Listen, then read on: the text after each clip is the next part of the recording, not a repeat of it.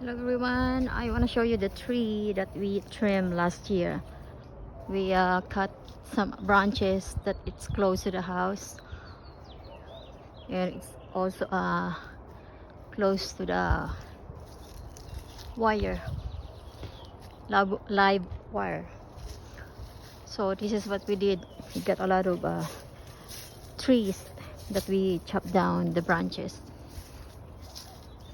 Now we save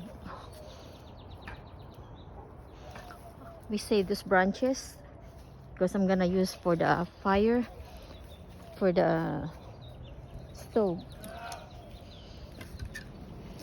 And Paul is put them in a pile.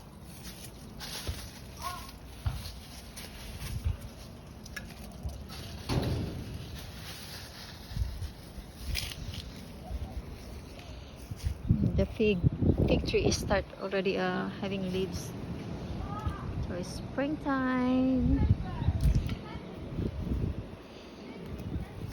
So this is all cut down last year.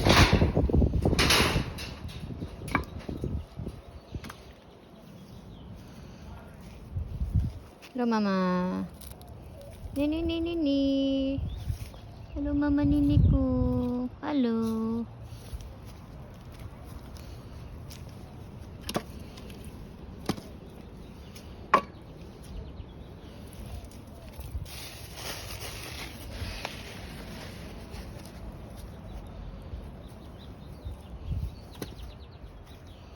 So we have a lot to do.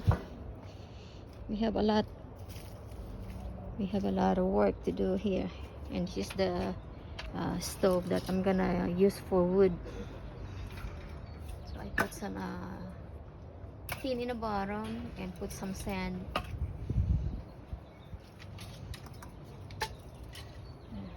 We got a lot, some cleaning. We got a lot.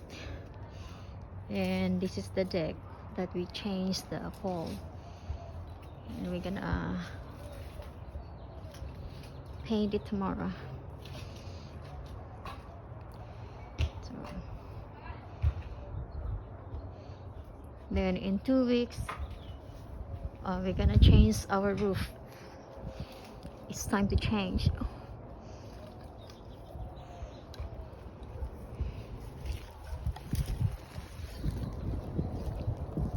Up.